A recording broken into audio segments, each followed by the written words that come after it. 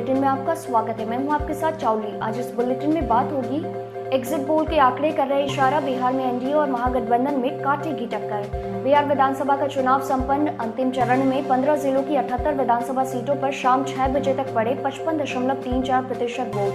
पूर्णिया के धमदाहा में झड़प के बाद फायरिंग, मुजफ्फरपुर में पोलिंग अफसर की हार्ट अटैक से मौत। चुनाव के दिन ही प्रत्याशी की कोरोना से मौत, पटना एम्स में थे भर्ती। आखिर में जीत की ओर बढ़ रहे बाइडेन की ट्रंप से अपील, गुस्सा थूकिए, हम विरोधी हो सकते हैं, दुश्मन नहीं। तमाम बड़ी खबरों से पहले एक नजर सुर्खियों पर। पूर्णिया में वोटिंग के बीच कुख्यात बिट्टू सिंह के भाई की हत्या, जा रहे थे वोट डालने। राजद उम्मीदवार सरफराज अहमद पर चुनाव आयोग ने एफआईआर दर्ज करने का दिया निर्देश। गोपालगंज के मछली व्यापारी की हत्या में समाज कल्याण मंत्री राम सेवक सिंह के खिलाफ मुकदमा दर्ज। बिहार चुनाव की वोटिंग खत्म होते ही लालू यादव की तबीयत बिगड़ी, मानसिक तनाव बढ़ा, हो सकती है डायलिसिस। और सुर्खियों के बाद अब बात करेंगे आज की सबसे बड़ी खबर की। बिहार विधानसभा चुनाव में तीसरे चरण की वोटिंग खत्म होने के बाद अब नजरें परिणाम पर टिक चुकी हैं। वोटों की गिनती तो 10 नवंबर को शुरू होगी, लेकिन एग्जिट पोल के आंकड़े इशारा कर रहे हैं कि एनडीए और महागठबंधन में कांटे की टक्कर है। सी वोटर्स के मुताबिक एनडीए को सबसे ज्यादा 37.7% वोट मिल सकते हैं, लेकिन सीटों के मामले में महागठबंधन कुछ आगे है। महागठबंधन को 36.3% वोट मिल सकते हैं। बिहार विधानसभा चुनाव के तीसरे व अंतिम चरण में 15 जिलों की 78 विधानसभा सीटों पर मतदान समाप्त हो गया है। इसके साथ ही इस चरण में कुल 1204 प्रत्याशियों की किस्मत 33,782 इलेक्ट्रॉनिक वोटिंग मशीन में बंद हो गई है। इस चरण में शाम 6 बजे तक कुल 55.34%। पूर्णिया के धमदाहा में फायरिंग की खबर सामने आ रही है। धमदाहा विधानसभा के बूथ नंबर 282 पर सुरक्षा बलों और मतदाताओं के बीच झड़प हुई, जिसमें सीआईएसएफ की ओर से हालात संभालने के लिए फायरिंग भी की गई।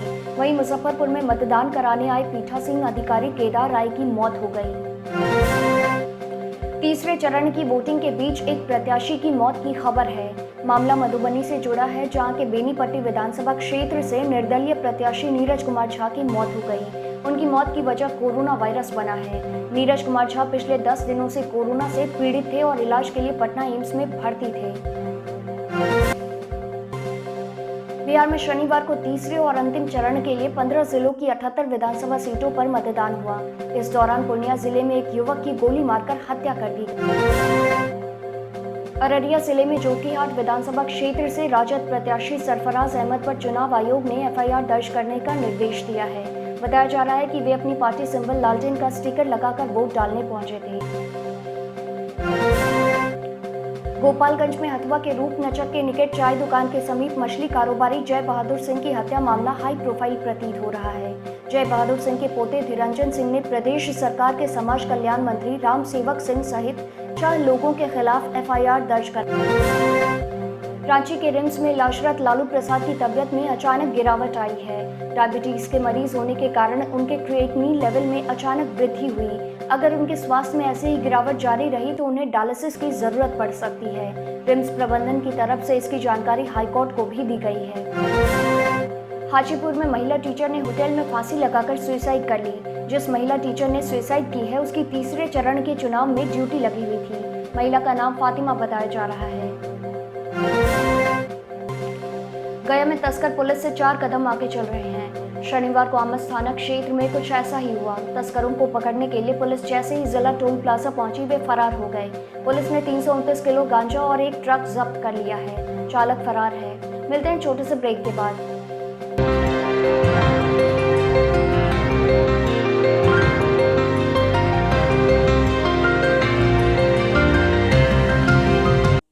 मॉर्निंग बुलेटिन में फिर से आपका स्वागत है। अब देश दुनिया पर एक नजर।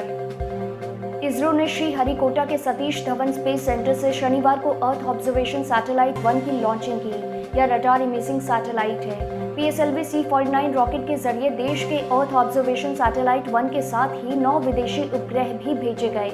लॉन्चिंग में तय समय से 10 मिनट की देरी हुई। दुष्कर्म और हत्या के मामले में 20 साल की सजा काट रहे डेरा सच्चा सौदा प्रमुख गुरमीत राम रहीम एक दिन के पैरोल पर बाहर आया था। राम रहीम को 24 अक्टूबर को अपनी बीमार मां से मिलने के लिए पैरोल दी गई थी। तुर्की के राष्ट्रपति रेजब तैयब एर्दोगन का अमेरिका और फ्रांस के साथ पंगा लेना भारी पड़ता दिखाई दे रहा है। शुक्रवार को तुर्की की मुद्रा लीरा डॉलर के मुकाबले रिकॉर्ड निचले स्तर पर देखी गई। शनिवार को लीरा में मामूली सुधार दिखाई दिया, फिर भी $1 का मूल्य 8.52 लीरा के निचले स्तर पर बना रहा।